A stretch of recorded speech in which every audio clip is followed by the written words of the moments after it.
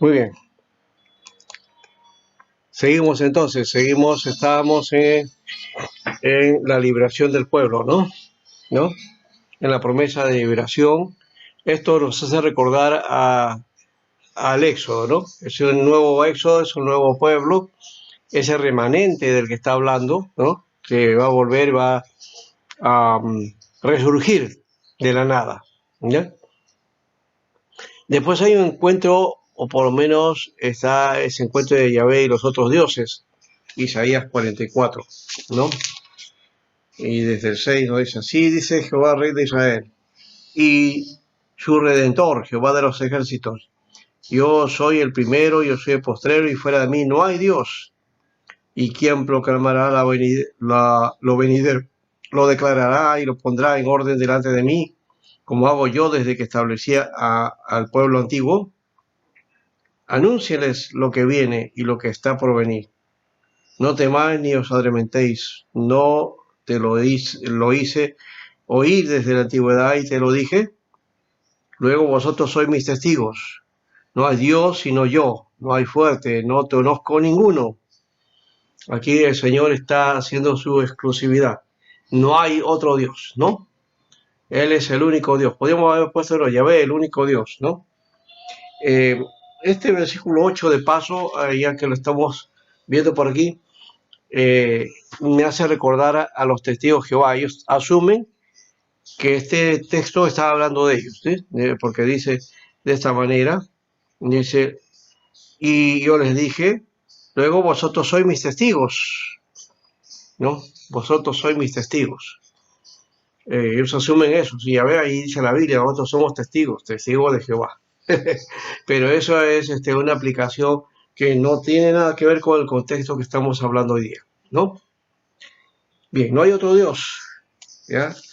Y pasa a hablar de la idolatría, ¿no? No hay otro Dios fuera de mí. Los dioses y sus imágenes no valen nada. Quien los adora no piensa bien, sino que vive engañado, ¿ya? Y bueno, ahí está hablando entonces de todo ese elemento que tiene que ver con la idolatría, ¿no? Especialmente hablando de los dioses paganos, ¿no? De eso, ese es el contexto del cual está hablando aquí el texto. Algunos de paso en el catolicismo dicen que no, que el venerar imágenes no es idolatría, ¿no? No es idolatría, sino es reconocimiento de Dios y que necesitamos una manifestación, una visión de Dios posible, y como no lo vemos, entonces tenemos que configurarlo, ¿no? Entonces, pero en el fondo están planteando una concepción idolátrica, ¿no? Queriendo o no queriendo, lo están haciendo así. Y por otro lado, aquellos que no tienen una imagen de adoración o algo parecido, igual están haciendo ídolos, ¿no? Con una idea, un concepto, una persona, o puede ser también algo material o algo, o un concepto o una idea, ¿no? Que puede estar gobernando su vida. Entonces se convierte en idolatría. Eso también hay que asumirlo para con nosotros, ya que en algún momento a los evangélicos se les llamó los bibliólatras, ¿no? Los bibliólatras, porque todo era la Biblia, todo es la Biblia, y cuidado tienes que cuidar tu Biblia, ¿no? Hay que tenerla bien bonita, ¿no? Porque es la palabra, cierto que es la palabra de Dios, pero el objeto mismo se ha llevado a veneración en algunos casos, ¿no? Tener una Biblia, en algunos casos, no en todos, pero tener una Biblia en casa, algunos se sienten más protegidos, ¿no? Y qué mejor tener una Biblia abierta en la sala para que te proteja, dicen uno, ¿no? Pero eso es una idolatría, ¿ya? O en pocas palabras también es una bibliolatría. Bien. Después el Señor habla de que Él es el Redentor de Israel, ¿no? El versículo 21 menciona ese aspecto, ¿ya? Que tiene que ver con el final de hasta 23, estamos indicados por ahí. Dice, acuérdate de esta cosa, Jacob o Israel, porque mi siervo eres. Yo te formé, siervo mío eres tú, Israel. No me olvides, yo deshice como una nube tus rebeliones y como niebla tus pecados. Vuélvete a mí, porque yo te redimí. Cantad glorias, oh cielos, porque Jehová lo hizo. Gritad con júbilo, profundidades de la tierra, prorrumpid montes en alabanza, bosque y todo árbol que en él está, porque Jehová redimió a Jacob y en Israel será glorificado. ¿No? Bien, entonces ahí tenemos esta parte cuando habla entonces de Dios que está por encima de todo y que es el Redentor. A partir del pasaje del 45, pero tomando el versículo 24 del capítulo anterior, también nos habla acerca de cómo Dios convoca a Ciro como el libertador. Mira, un rey pagano, ¿no? Considerado como siervo y también como libertador, ¿no? Es decir, como un Mesías, de alguna manera, ¿no? Versículo 24, dice, así dice Jehová, tu Redentor, que te formó desde el vientre, yo Jehová, que lo hago todo, que extiendo solo los cielos, que extiendo la tierra por mí mismo, que deshago las señales de los adivinos y enloquezco a los agoreros, que hago volver atrás a los sabios y desvanezco tu sabiduría o su sabiduría. Yo, el que despierta la palabra de su siervo y cumple el consejo de sus mensajeros, que dice a Jerusalén, serás habitada y en las ciudades de Judá reconstruida serás y sus ruinas reedificaré, que dice a las profundidades, secaos y tus ríos se harán de secar, que dice de Ciro, es mi pastor y cumplirá todo lo que yo quiera, al decir a Jerusalén, serás edificada y al templo serás fundada. Ya está anunciando entonces Ciro es el que les va a dar la libertad al pueblo, ¿no? Y va a permitir que vuelvan de nuevo y sea restaurada Jerusalén, ¿no? De eso está hablando aquí. Y ese es el encargo que aparece en el capítulo 45. Así dice Jehová a su ungido, a Ciro, ¿ves? Es un ungido. O sea que Ciro es un Mesías. De acuerdo al texto aquí, el cual tomé yo por su mano derecha para sujetar naciones delante de él y desatar lomos de reyes, para abrir delante de él puertas, y las puertas no se cerrarán. Yo iré delante de ti y enderezaré los lugares torcidos. Quebrantaré puertas de bronce, cerrojos de hierro, haré pedazos, y te daré los tesoros escondidos y los secretos muy guardados, para que sepas que yo soy Jehová, el Dios de Israel, que te pongo nombre. Por amor de mi siervo Jacob y de Israel, mi ungido, te llamé por tu nombre, te puse sobrenombre aunque no me conociste. Yo soy Jehová y ninguno hay, no hay Dios fuera de mí. Yo te ceñiré aunque tú no me conociste, para que sepas desde el nacimiento del sol y hasta donde se pone, que no hay más que yo Jehová y ninguno más que yo, y que formo la luz y creo las tinieblas, que hago la paz y creo la adversidad. Yo Jehová soy el que hago todo esto. Qué precioso, ¿no? Nos está hablando entonces de todo esa condición, esa situación que plantea el uso de Ciro, el instrumento de Dios, ¿no? Desde esa perspectiva está hablando ahí. Luego habla, dice, el Dios oculto que se manifiesta liberando a Israel, ¿no? De los ídolos de Babilonia. Luego aparece Israel como una proclama de que no necesita ir a otros dioses, porque ya tiene a uno, el único poderoso, ¿no? Y finalmente el 47 están las lamentaciones sobre Babilonia, la ciudad opresora. Hasta ahí termina esa primera parte, vamos a ir a la segunda también. Encontramos aquí la última queja contra Israel, Isaías 48, ¿no? Donde Dios hace también un llamado y reprende la infidelidad de Israel, ¿no? Ese fue el pecado, básicamente, la infidelidad, ¿no? Y creo que Israel fue un pueblo infiel, lastimosamente, considerado así, a pesar de que Dios, por su promesa, lo protege, ¿no? y la iglesia también. Ustedes pueden ser infiel. Isaías, no, Pablo dice de esta manera, dice, tú eres fiel, mas nosotros, aun cuando tú eres fiel, aun cuando no seamos nosotros infieles, dice, ¿no?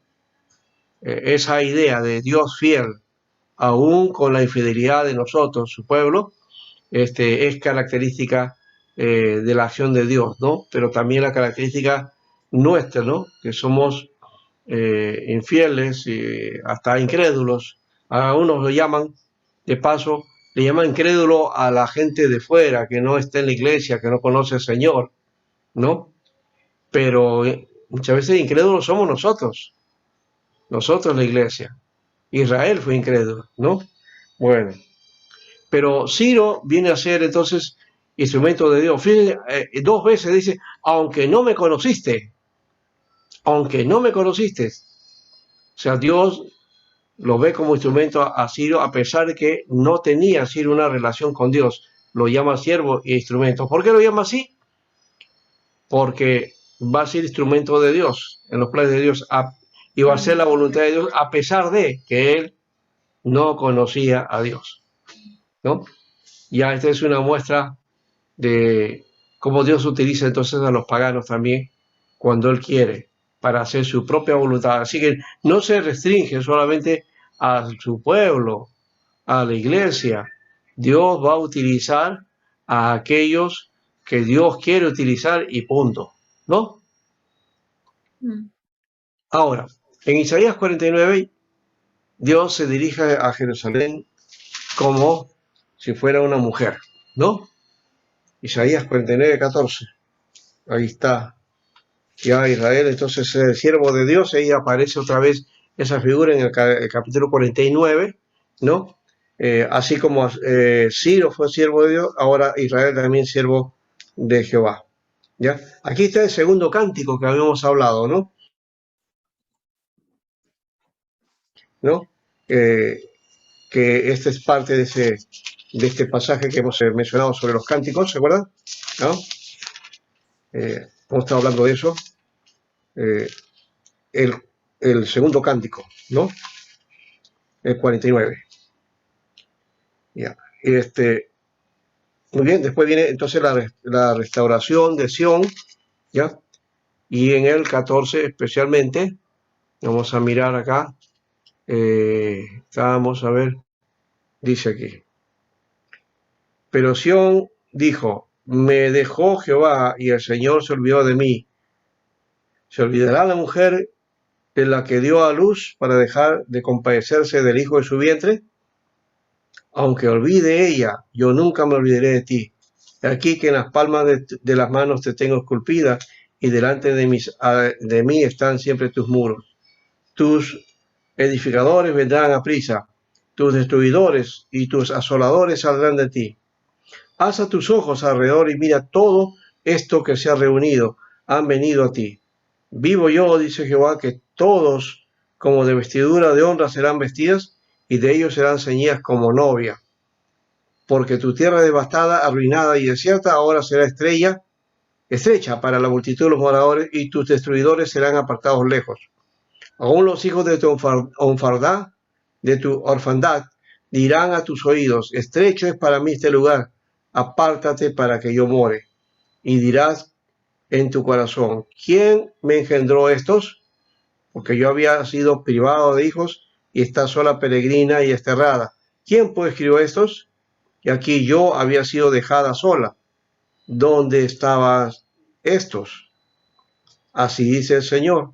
Y aquí yo te tenderé mi mano y las naciones y los pueblos levantarán mi bandera y traerán en brazos tus hijos y tus hijas serán traídas en hombros.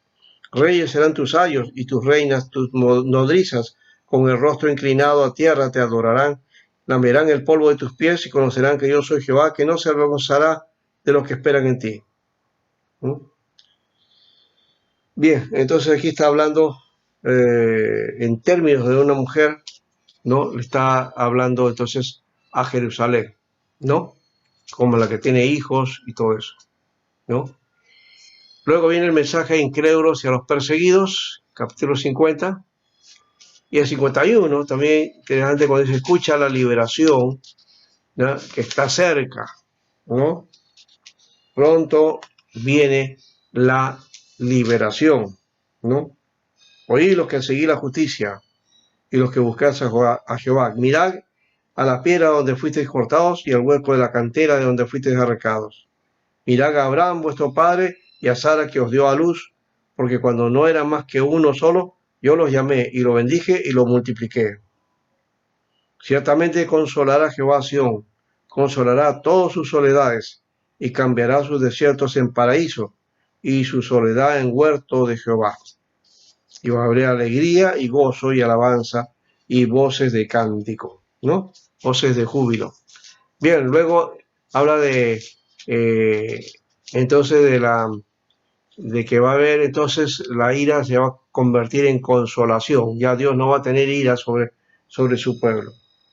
Y luego viene el tercer cántico, 52, ¿no? Es el cántico que aparece aquí. No, en el 50 está, a ver, en el 50, el tercer cántico. 50 del 4 al 11, que habíamos mencionado. Aquí está: Jehová el Señor me dio lengua de sabios para saber hablar palabras al cansado. Despertará mañana tras mañana, despertará mi oído para que oiga los sabios. Jehová, Señor, me abrió el oído y yo no fui rebelde, ni me volví atrás. Di mi cuerpo para los heridores y mis mejillas a los que me mesaban la barba. No escondí mi rostro de injurias y disputos, porque Jehová el Señor me ayudará. Por tanto, no me avergoncé, porque por eso puse mi rostro como un pedernal y sé que no seré avergonzado, ¿no? Y luego dice: ¿quién hay entre vosotros que teme a Jehová y oye la voz de su siervo? El que anda en tinieblas y carece de luz, confíe en el nombre de Jehová y apóyese en su Dios. Y aquí que todos vosotros encendéis fuego, y yo os rodearéis de teas. Andad a la luz de vuestro fuego, y de las teas que encendiste. De mi mano os vendrá esto. En dolor seréis sepultados. Entonces ahí está el cántico. Este es el cántico que aparece, el tercer cántico, ¿no? Luego va a haber un cuarto cántico que es el 52:13, ¿no? Perdón, 52, sí. Ese es hemos leído 50, este es el del 50 y el del 52, ¿no? 13 hasta el 53. Ahí está hablando del sufrimiento de el siervo, ¿no? Así que aquí es el pueblo llamado a salir de Babilonia, ¿no? Y específicamente el sufrimiento del siervo, ¿ya? Que aparece del versículo 13 hasta el 53:12, ¿no?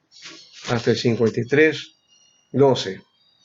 Ese pasaje es importante de notarlo. He aquí que mi siervo, y este es el cuarto cántico que hemos dicho, ¿no? ¿Ya? Este poema, ¿no? Y es el cántico, el cuarto cántico del siervo, ¿no? Es el cántico más conocido de paso, ¿no? Algunos piensan que solamente es uno. Ese es el cuarto cántico final. Dice aquí que mi siervo será prosperado, será engrandecido y exaltado, y será puesto muy en alto, como se asombraron de ti muchos, de tal manera que fue desfigurado de los hombres su parecer, y su hermosura más que la de los hijos de los hombres. Así asolarán a muchas naciones, él a muchas naciones. Los reyes cerrarán ante él la boca, porque verán lo que nunca les se fue contado y entenderán lo que jamás habían oído. ¿Quién ha creído nuestro anuncio? ¿Y sobre quién se ha manifestado el brazo de Jehová? Subirá cual renuevo delante de él, y como raíz de tierra seca, no hay parecer en él, ni hermosura. Le veremos más sin atractivo, para que le deseemos. Despreciado y desechado entre los hombres, varón de dolores, experimentado en quebranto, y como que escondimos de él el rostro, fue menospreciado y no lo estimamos. Ciertamente él llevó nuestras enfermedades y sufrió nuestros dolores, y nosotros lo tuvimos por azotado, por herido de Dios y abatido. Mas el herido fue por nuestras rebeliones, molido por nuestros pecados. El castigo de nuestra paz fue sobre él, y por su llaga fuimos nosotros curados. Y sigue hasta el final, hasta el versículo 13, hasta el versículo 12, como hemos mencionado, ¿no? Por tanto, yo le daré parte con los grandes, y con los fuertes repartirá despojos, por cuanto derramó su vida hasta la muerte y fue contado con los pecadores, habiendo él llevado el pecado de muchos y orado por los transgresores. Esta es evidentemente esta palabra, ¿no?, que del siervo de Yahvé habla del sufrimiento, ¿no? El sufrimiento de este siervo, ¿ya? Y aquí hay otro detalle que a veces no queremos nosotros reconocerlo, pero que el texto está marcando. Es una memoria del sufrimiento de Israel. El texto está hablando de ese sufrimiento, de ese dolor que pasó Israel, ¿no? Por eso que los judíos dicen que el siervo del capítulo 53 es Israel, son ellos, ¿no? El pueblo, básicamente, ¿no? Eso digamos, desdice el hecho de que finalmente el siervo sufriente es Jesús, ¿no? Que fue a la cruz, ¿no? Porque eso lo dicen los evangelistas, ¿no? Y en las epístolas está Isaí, Pedro, por ejemplo, hablando acerca de eso, ¿no? Por su llaga fuimos nosotros curados, fuimos nosotros salvados. Entonces, le aplican a Jesús. Es el Nuevo Testamento que afirma eso, ¿ya? Luego, la nueva promesa en Sion, 54:1 al 17, el amor eterno de Dios hacia Israel, ¿no? Dios siempre amando, su misericordia también para todos, ¿no? Qué hermoso, ¿ya? Esas son las promesas a Sion. Y las últimas promesas, ¿no?, del capítulo 55, ¿no? A todos los sedientos venid a las aguas, y los que no tienen dinero, venid, comprad y comed. Venid, comprad sin dinero y sin precio, vino y leche, ¿ya? Y luego al final dice, en lugar de sasa crecerá el ciprés, y en lugar de la ortiga crecerá rayán, y será a Jehová por nombre, por señal eterna, que nunca será raída. Esta parte termina entonces con una bendición, ¿no?, especial, de una promesa, de un cambio y de la misericordia de Dios que va a ser para todos, ¿vio? El pueblo de Dios que estaba en Babilonia, ahora les anuncia la liberación, ¿no? Y, y también invita al pueblo a dirigirse a Sion, donde recibirán las bendiciones de Dios y celebrarán ahí alegremente la salida del pueblo de Babilonia.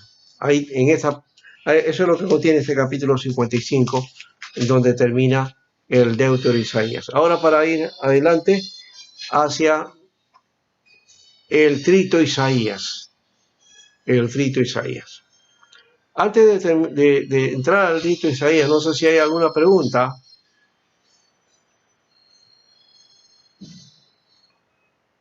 Pastor, ¿podría más o menos darnos un alcance sobre cómo, de Ciro, pastor? Eso me sorprende bastante, ¿no?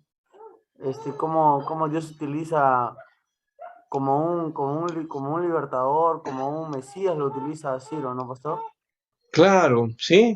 O sea, para ese momento, ¿no? O sea, no necesariamente era esa profecía o Ciro estaba siendo utilizado por Dios, pues no en ese momento. Claro, claro que sí.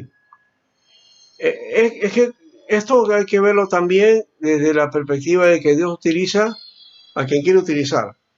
No necesariamente tiene que ser perfecto, ni tampoco tiene que ser de los suyos, ¿no? Claro, nosotros tenemos como que un estereotipo ya no marcado, como que tiene que tener Ajá.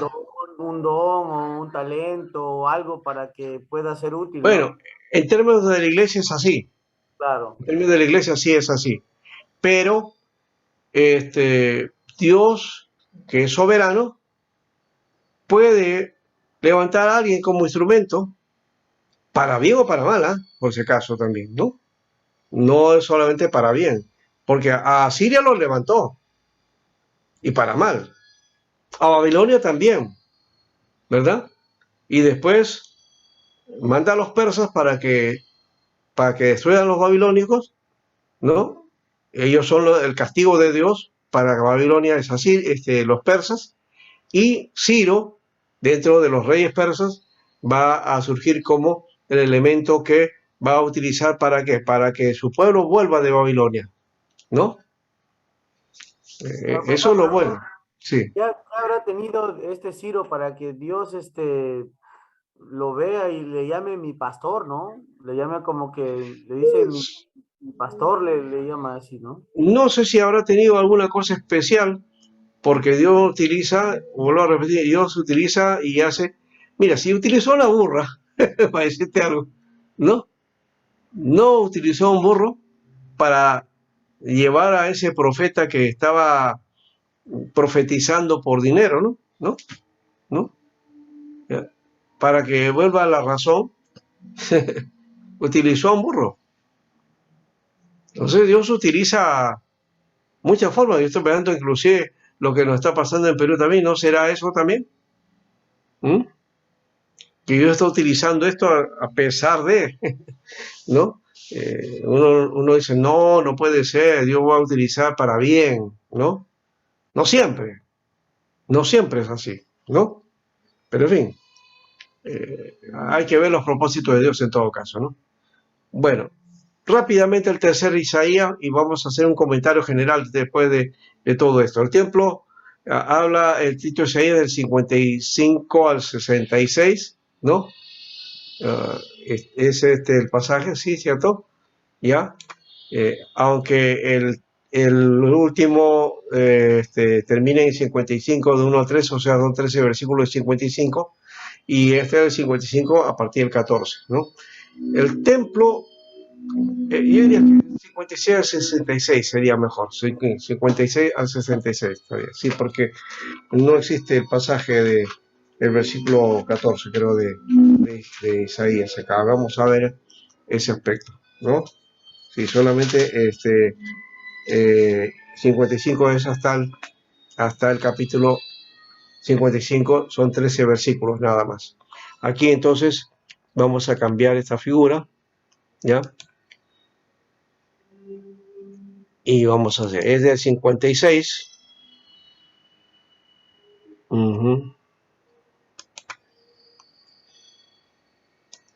al 66. Ahora sí.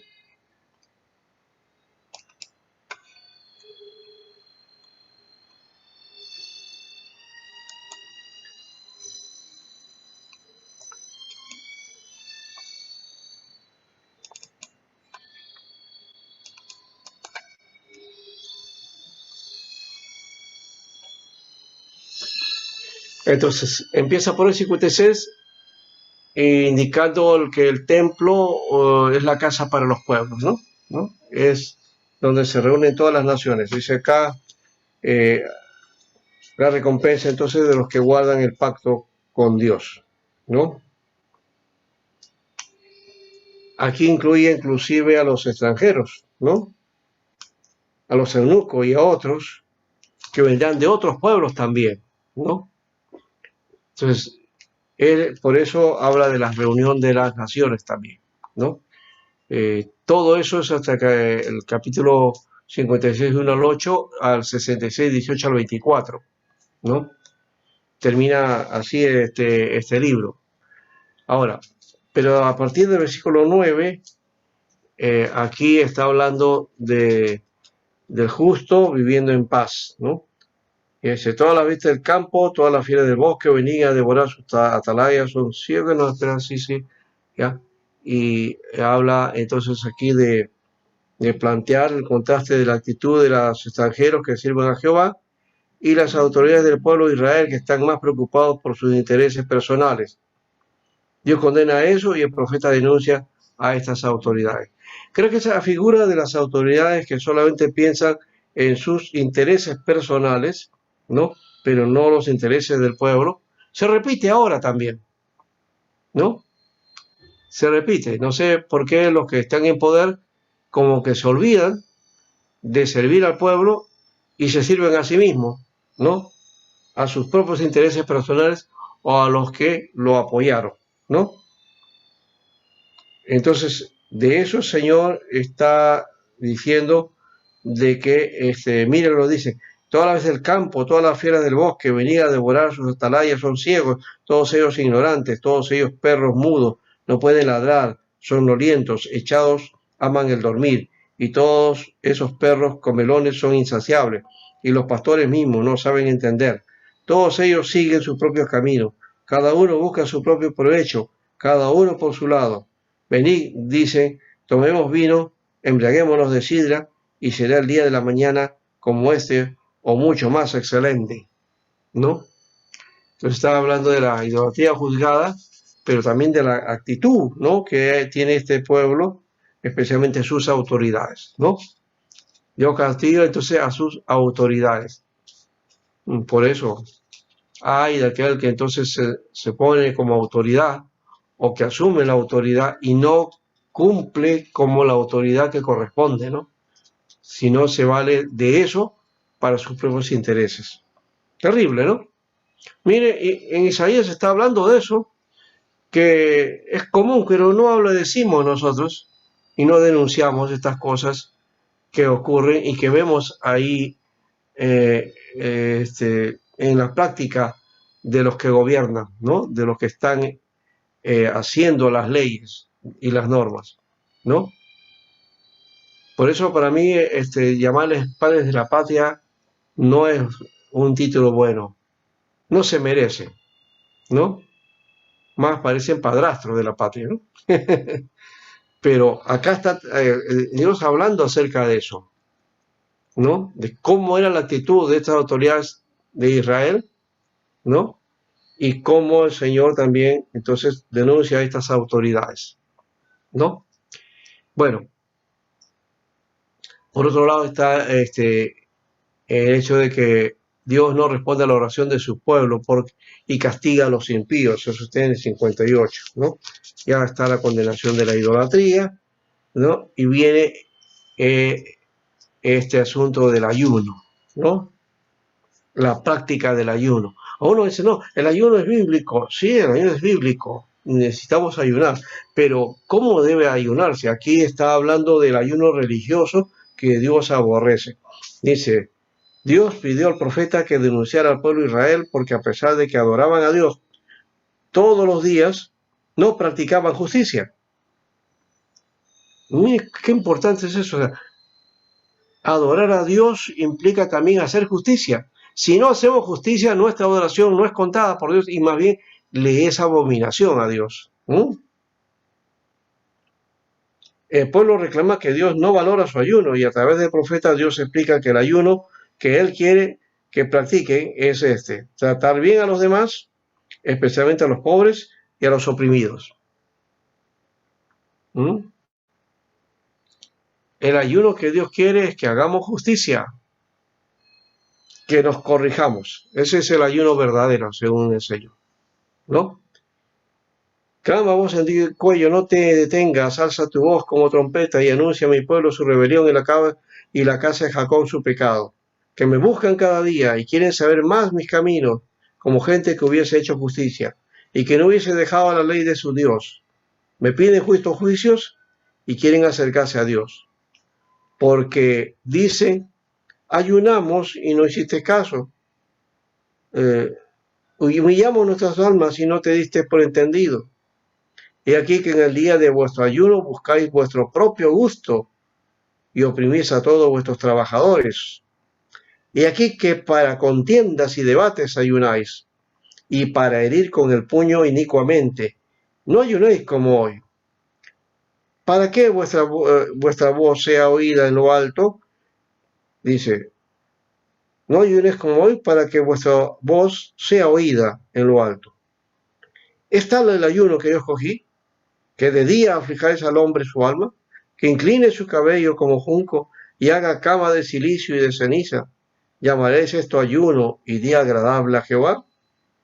¿No es más bien el ayuno que yo escogí, desatar ligaduras de impiedad, soltar las cargas de opresión y dejar ir a los quebrantados y que rompáis todo yugo?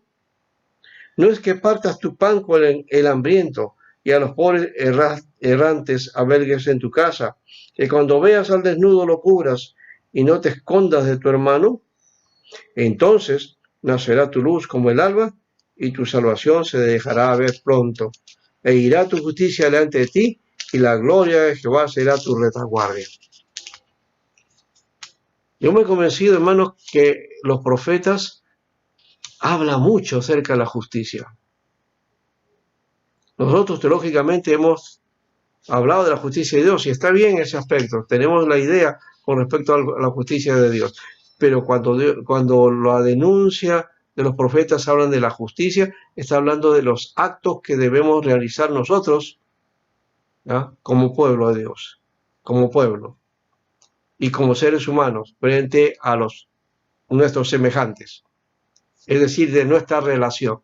Y eso está unido a este fundamento principal de la ley: amar a Dios y amar al prójimo.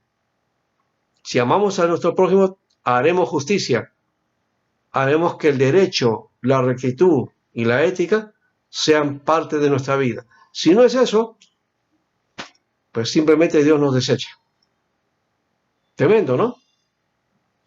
Y eso es bien evangélico, ¿ya? El Sermón del Monte es en lo que desarrolla todo esto que estamos hablando, está en el Sermón del Monte, ¿no? Bien, vamos terminando. Liturgia penitencial, acusación y confesión del pecado, ¿no? Capítulo 59 y también 53 al 64. Luego del brazo de Yahvé contra los enemigos, ¿ya? 59 y también el 63. Aquí estamos entremezclando, ¿no? Afluencia de los pueblos de Sion, 60 y 62. Y la reconstrucción de Sion en medio de los pueblos, 61, 66, 62, ¿no? Y termina en el 66, ¿no?, con los juicios de Jehová y la futura prosperidad de Sion, ¿no? ¿Ya? Donde Dios entonces va a restaurar por totalidad, ¿no? El cielo es mi trono y la tierra es estrado de mis pies. ¿Dónde está la casa que me habréis de edificar y dónde el lugar de mi reposo? Mi mano hizo todas estas cosas y así todas estas cosas fueron, dice Jehová. Pero miraré a aquel que es pobre y humilde de espíritu y que tiembla mi palabra. Muy bien. Y termina, dice, porque como los cielos nuevos y la nueva tierra que yo hago permanecerán delante de mí, dice Jehová, así permanecerá vuestra descendencia y vuestro nombre. Y de mes en mes y de día de reposo en día de reposo, vendrán todos a adorar delante de mí, dijo Jehová. Y saldrán y verán los cadáveres de los hombres que se rebelaron contra mí, porque su gusano nunca morirá, ni su fuego se apagará, y serán abominables a todo hombre, ¿no? Así termina este mensaje, o sea que Dios venciendo a sus enemigos, ¿no? Y por supuesto dándole victoria a su pueblo y restaurando a su propio pueblo, ¿no? Bien, hemos comentado en parte este libro rápidamente, ¿no? Así termina el escrito de Isaías, ¿no?, que es la última parte, y hemos dicho esto es del siglo VI, ¿no?, ya cuando han venido de la cautividad, ¿no? Por eso habla de Ciro en esta parte. Ahora, este texto desde el punto de vista de su articulación puede verse en 4 partes. La visión que permite al profeta darse cuenta de su estado, de su estado y del pueblo también, ¿no? Está el capítulo 6, 1 al 4. Constata también que está perdido y que no puede decir nada, que no pueda participar en la alabanza de los serafines, y lo que vale para él vale evidentemente para su pueblo, ¿no? Está en el 6.5. la purificación que permite el diálogo con Dios, el profeta recibe su misión, ¿no? Eso es la visión de la lectura de Isaías 6, que lo hemos dejado, mencionamos por ahí nada más. El profeta pide explicaciones, dice, y Dios responde y concreta el alcance de su misión, así como el carácter de la visión.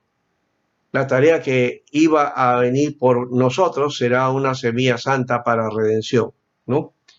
Eso está en los versículos 11 y 13. Y por otra cosa es que la purificación del profeta lo lleva a su tarea, ¿no? Hay una misión envío. Misión envío.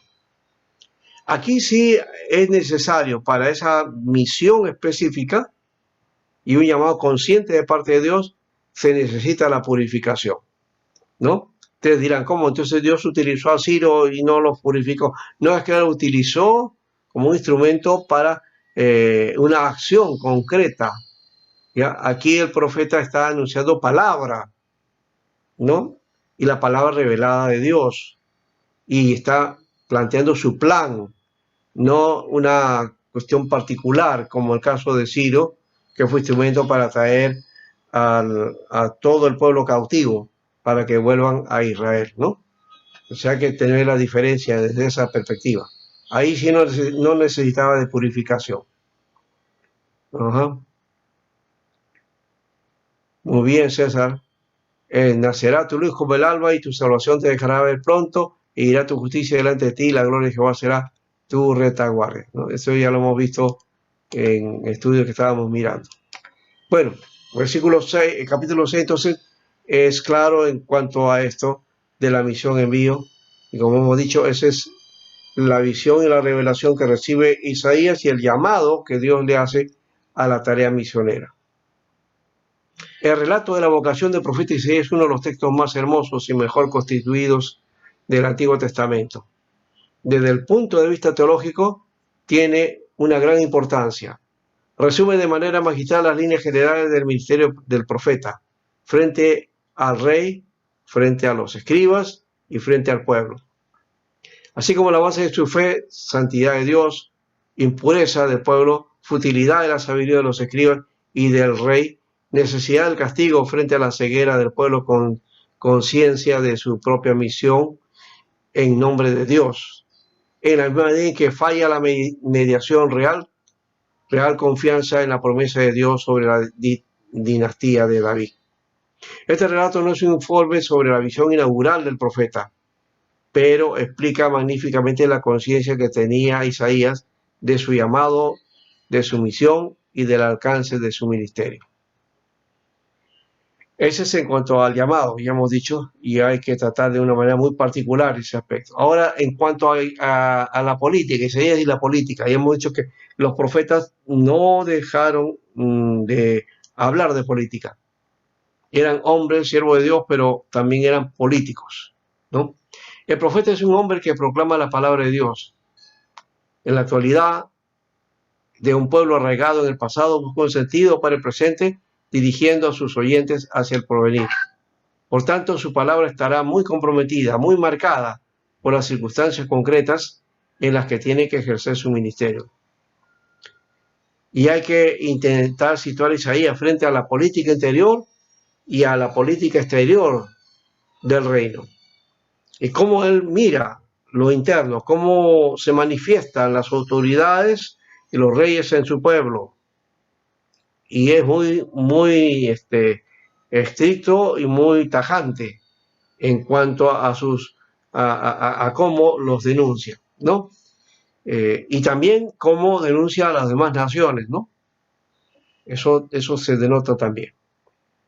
Isaías, entonces, hombre de ciudad, habitante de Jerusalén, su vocación se sitúa en el templo, conoce admirablemente la ciudad, su geografía, su administración, conoce cada gobierno, por eso habla en el tiempo de Isaías, Usías, ¿no? Jotán y todos los demás, ¿no?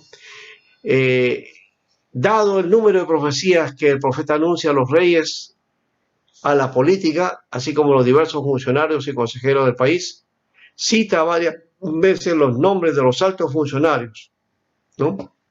Ahí vemos en el capítulo 8, 1 al 4 y el 22, 15 al 24.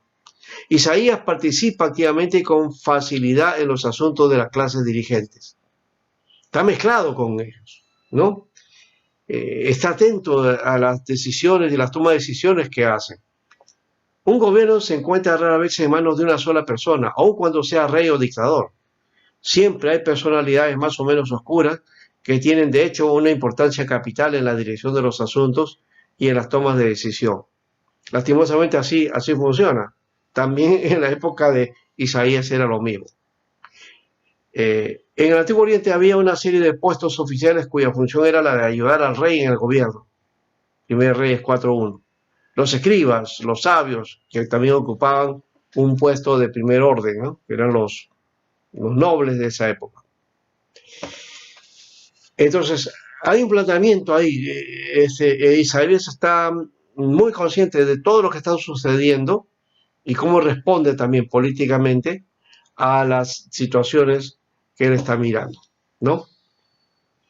Por eso él habla de justicia, por eso habla de derecho, por eso habla del cuidado del huérfano y de la viuda, ¿no? Isaías y el ambiente de los escribas. Isaías realizaba su tarea en medio de un ambiente de sabios, conoce bien las obligaciones de esta sabiduría política. Al estudiar el relato de su vocación, se puede comprobar que Isaías utilizaba ciertos verbos que pertenecen al registro de la sabiduría, tanto individual como colectiva y política. Por ejemplo, ahí ve el verbo en la palabra oír, ¿no? Captar, mirar, comprender, entender, ver, ¿no? Todos estos verbos nos indican ya un hecho especial. Y había una transferencia de la función real y por tanto de la sabiduría también al profeta, ¿no? Esta referencia a su sabiduría está particularmente presente en la oposición entre Isaías, portavoz de la sabiduría divina, y los sabios de Jerusalén o de Egipto y de Asiria. Tenía que enfrentar a ellos también, ¿no? Los consejeros de los grandes gobernantes, ¿no? Él tenía entonces y era portavoz de la sabiduría de Dios. En el capítulo 5, 18 al 19, ahí hay una pequeña profecía que comienza con un ay. El ay es lo que se conoce también con los ayes, ¿no? Los ayes, ¿ya? Y son oráculos, o sea, son profecías, ¿no? Que aparecen con ese ay, ¿no? Esa interjección. Después en el 22, 8b al 11, hay una profecía que relata el asedio de Jerusalén por Senaquerib del año 701. Tras haber devastado el reino de Judá, el rey asirio puso fin y sitio a Jerusalén. La situación era crítica, grave, pero no desesperada. Isaías había prometido que Jerusalén se salvaría. Y de hecho se salvó. Ya hemos dicho, no fue destruida ahí. En el 722 fue destruida Israel y el 586 fueron llevados cautivos los judíos, ¿no? 29, 15 al 16. Este texto habla de planes o proyectos, así como de las obras de quienes los hacen, sin tener en cuenta a Dios, de los que ocultan sus planes y sus obras a Dios. Capítulo 30, versículo 1 al 5, la situación política e histórica de esta profecía trata de la alianza con Egipto. Israel haciendo acto o pacto con Israel, con Egipto. Y eso era como a dejar a Dios de lado, ¿no? Egipto había dejado de ser una gran potencia, pero comparada con Judá, constituía siempre una fuerza considerable ante Asiria. Por eso, ante el asedio de los asirios, entonces Israel busca y Judá buscan entonces el apoyo de Egipto, ¿no? Pero igual les va a caer, ¿no?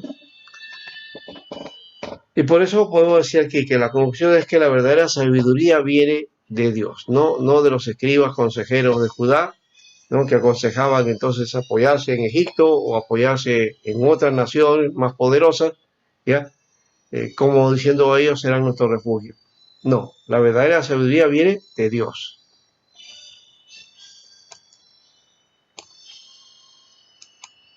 Ujú. Muy bien, César. Otra más.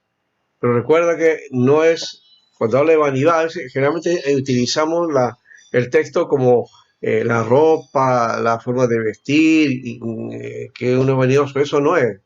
Cuando habla de la que la iniquidad, habla de aquellos que están haciendo, contraviniendo el propósito de Dios. Y ya hemos dicho, haciendo injusticia, maldad, ¿no? Prevaricando, ¿no? Corrompiendo, ¿no? Hoy día estamos en esa actitud. Si Isaías viviera acá en el Perú, estaría claro anunciando esto y ya lo hubieran llevado a la cárcel ya, de hecho, ¿no? Porque hubiera denunciado a todos los políticos, ¿no? Y a todos los que están en autoridad, y a todos los que por ahí se aprovechan también de eso, ¿no? Bueno, capítulo 18, 14 y el 24 al 27. El profeta tuvo que enfrentarse también con otro conflicto en el plano de la política exterior. El conflicto entre la sabiduría de Dios, el plan de Dios, y la sabiduría de Asma, el plan de las naciones. El Dios nacional adquiere una dimensión universal.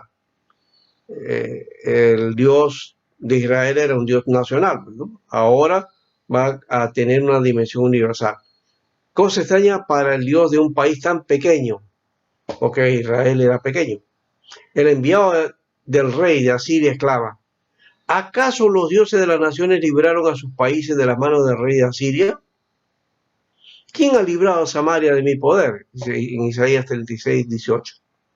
Pero es Yahvé el que ha llamado a Asiria para castigar a Judá. Y lo que pasa es que Asiria ha desbordado los límites de la acción que Dios le había confiado. Y ahí viene también el castigo que va a tener Asiria después. Porque en realidad se sobrepasaron, ¿no? Conclusión: Dios, que domina el mundo, tiene su plan sobre todos los pueblos, que castiga por medio de otros pueblos las faltas de Judá y que quebranta a Asiria por haber ido demasiado lejos y no haber comprendido la misión dada por Dios. Bien, estamos ya en los últimos. En este contexto político no debemos olvidar los mensajes directos de Isaías a las naciones, que ya la hemos mencionado, ¿no? Asiria, Israel, Judá, Babilonia, Filistea, Moab, Etiopía, Egipto, Arabia, Tiro, ¿no? Habla de la amenaza de Seraquerí en tiempo de Ezequías y cómo Judá es librada de Asiria.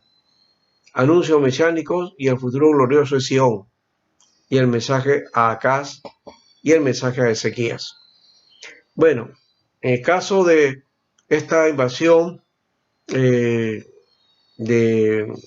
los asirios por Sennacherib, la amenaza, eso está escrito. Hay un documento que han encontrado y ese asedio y todas las guerras que han habido en ese tiempo, hoy día ya se tiene una evidencia arqueológica acerca de eso. Esta parte donde el profeta es el protagonista en cuanto que es el portador del mensaje de Dios a un pueblo embebido de lo religioso pero lejano de Dios, y cómo actúan los intereses políticos y cómo el Señor castiga a su pueblo con una nación pagana, y finalmente muestra el camino glorioso. En cuanto a Isaías, acá al final, segundo Isaías, que ya hemos mencionado también, lo hemos visto, un título que no figuraba en nuestra Biblia. Sin embargo, no se trata de un libro desconocido, descubierto en alguna excavación reciente. Esta segunda parte es conocida como el Lectio de Isaías, ¿no? Son del 40 al 55, obra de un autor que vivió en tiempos del destierro de Babilonia, más o menos al año 540, y unos 200 años después del profeta Isaías, que vivió por el 740. El hecho que sea un autor diferente, el libro de Isaías, no afecta a la inspiración ni la revelación del mensaje que viene de parte de Dios. Aquí observa a partir del capítulo 40 que se habla de Babilonia, del destierro de Ciro, es decir, de realidades del siglo VI y no del VIII. Se creyó por mucho tiempo que el profeta con su escrito había traspasado el tiempo, dando con su pensamiento un salto de 2 siglos. Luego se emitió la idea de que estos capítulos eran de otro autor que recogía ciertas ideas del antiguo Isaías y se consideraba algo así como discípulo suyo. Hoy se reconoce esta diferencia de autores. a falta de otro nombre mejor, se le ha dado a los capítulos 40 y los siguientes el nombre de Segundo Isaías o Deutero Isaías. Los capítulos 40 al 55 forman un bloque bastante compacto, marcado por el anuncio de retorno. Se ve claramente y se lee el comienzo y el final, ¿no? Y luego esta parte del universo de Segundo Isaías, el destierro, ¿no?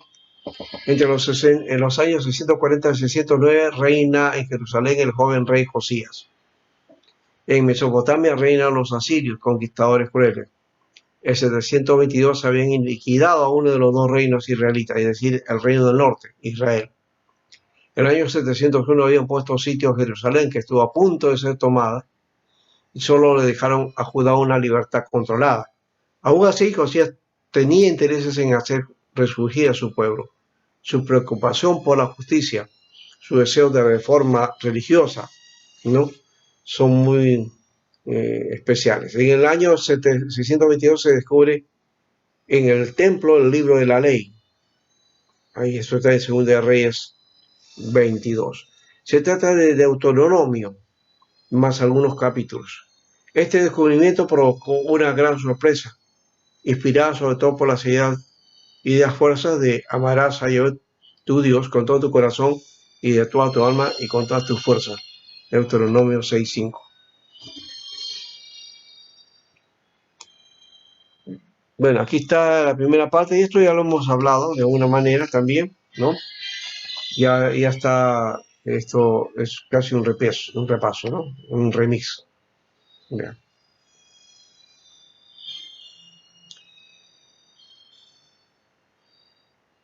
Y ya iba terminando, ¿no? Termina esta parte, va a salir de Babilonia, ¿no? Y sigue hasta el 52, ¿no? Que es el último salir de Babilonia, ¿no? Profecía de salvación. Ahí está. Y la tercera parte, que es el libro del Tito Isaías, ¿ya? La exaltación del siervo, el poema del siervo, ¿ya? La esposa de nuevo agraciada, la profecía de salvación, ¿no? Y Sión, privada hasta entonces de su esposo, y de sus hijos, ahora va a recibir gozo definitivo, ¿no? La composición final, los oráculos de salvación, ya, temas variados en parte a David, ya, y la salida a Babilonia, y no hay ninguna exhortación más como en el 11 y 12, sino una tranquila seguridad. Saldréis con júbilo y en paz, ¿no? Lo que dice el texto de esta parte del segundo Isaías. Ese es el esquema que tiene, ¿no? Y bueno, es casi una repetición de esto, pero un resumen bien interesante. Y el tercero, servicio y justicia. Eso es importante también de notar de este pasaje del libro de Isaías, ¿no? En cuanto al tema. En el siglo V, por cerca del año 500 a.C., en la época de los persas, los expatriados, ¿no? Ese es el contexto. Y era el momento de reconstruir su vida en Palestina, es decir, en Jerusalén, ahora entre los pueblos vecinos hostiles, ¿no? ¿Ya? Los acaban de sacar. Surge el tercer Isaías. Parece que hay un altar y aún no está reedificado el templo ni los muros de la ciudad. Y en el texto se dirigen las amonestaciones y consuelos a los que trabajan y lloran en Sión, ¿no? Aquí un resumen. Estos capítulos pertenecen exclusivamente al periodo del 539 al 460 a.C. Babilonia había desaparecido. El imperio persa ahora era potencia, ¿no? Y los pueblos deportados por los babilonios ahora retoman sus lugares, es decir, por decreto, porque no solamente, y ojo, Ciro no fue el único que decretó que Israel o los judíos salieran de Babilonia y volvieran a su tierra. Todos los pueblos que habían llevado cautivos los babilonios fueron liberados. Por eso habla de Ciro, mi libertador, ¿no? Él liberó a todos estos pueblos. En este marco de acontecimientos internacionales se ha dado una situación diferente en la historia doméstica de Jerusalén. El texto va a reflejar el conflicto que surgió a la vuelta del exilio entre el partido hierocrático monárquico, eso quiere decir los sacerdotes, ¿no? Que eran los saduceos, de ahí vienen los sadoquitas, y de ahí vienen los saduceos, y el partido levítico, o lo que se llama también teocrático profético, ya por el control del poder en Jerusalén, ¿no? Y ahí viene ese conflicto entre ellos. Este parte del rollo de Isaías es el más breve, constituye los capítulos 56 y 66, considerado como la obra de uno o de varios discípulos de la escuela de Isaías. Su fondo es el post-exilio, lo más probable el primero del periodo, durante la reconstrucción de Jerusalén, como se verifica en el 60, 10 al 13. Su estilo es modesto, repetitivo. Basta confrontar el cántico de Sion de Isaías 2, 1 al 5 con el poema Trito Isaínico del capítulo 60, un himno lleno de detalles, de grandilocuencia y de repeticiones, ¿no? La mayor parte de los exégetas considera que el libro se debe a un grupo de discípulos de los días prosexílicos, ¿no? Es el libro de la escuela de Deutero Isaías, trasvasado y aplicado al contexto histórico de desesperanza que vive el pueblo judío tras el destierro. El tercer Isaías, ¿no?, se debe considerar como una unidad redaccional independiente en su origen, ¿no?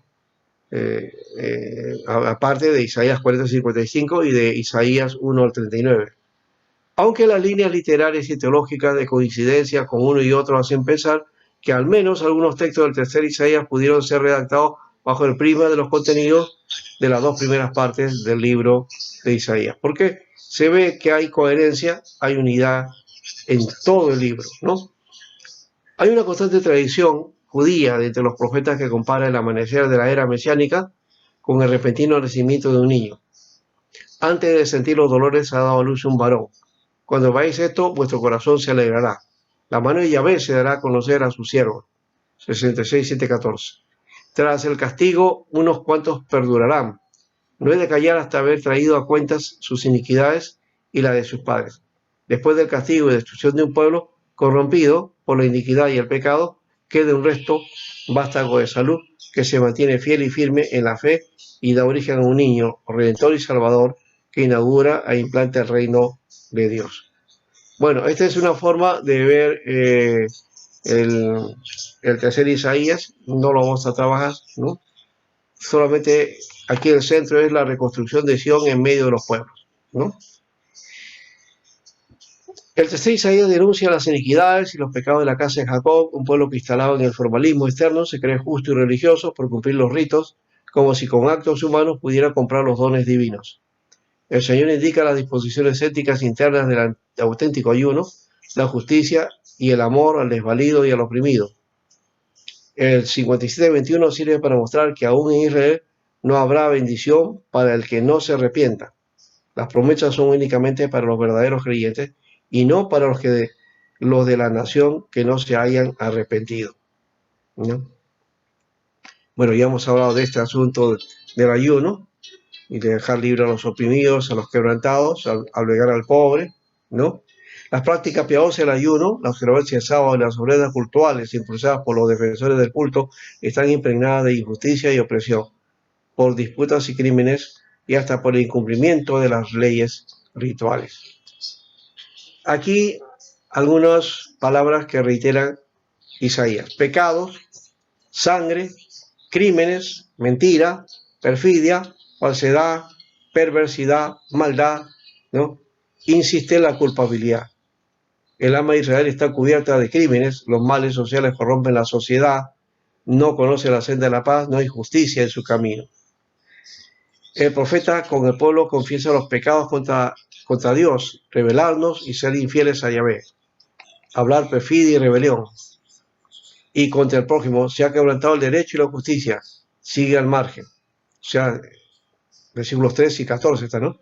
Pero la mano del Señor está tendida para la salvación y su oído atento para escuchar las súplicas, la intervención divina. que es doble, liberación y salvación, para que los que se convierten de su rebeldía. Bien, hasta ahí creo que termina el libro de Isaías. Ya la próxima semana vamos a hablar de Jeremías. Hasta aquí nomás llegamos, ¿no? No sé si hay alguna palabra aquí. Hemos hecho un motivo récord y interesante, ¿no? Las partes de Isaías, ¿no? A ver, ¿alguna cosa que les haya llamado la atención para ir terminando? Perfidia significa deslealtad, traición, ¿verdad? Sí, sí, sí, sí, así es. La deslealtad, Dios castiga la deslealtad, sí. Y la deslealtad de su pueblo, ¿no? De su pueblo. ¿Ya? Por eso que tenemos que ser fieles y, y, y leales a Dios, ¿no? Leales a su palabra, sí. ¿Qué más? Pastor, Sí, eh, me ha llamado un poco, mucho la atención, diría yo, ¿no? Acerca del ayuno, pastor. ya, Bueno, en la congregación donde estamos, solemos hacer cada primer domingo del mes, ayuno, ya. aunque hay otras congregaciones que suelen hacer cada domingo. Entonces, Mm, leyendo ahí lo que usted también estaba comentando, puede que sea esto, ¿no? Quizás algo que no agrade a Dios o algo que se agrade, ¿no? Y como dice ahí la escritura, ¿no? Que ya se vuelve esto como religioso. sí, así es, así es. Sí, Entonces, pastor, ¿es recomendable, pastor, hacer de esta forma, quizás teniendo presente una vez al mes o cada cierto tiempo?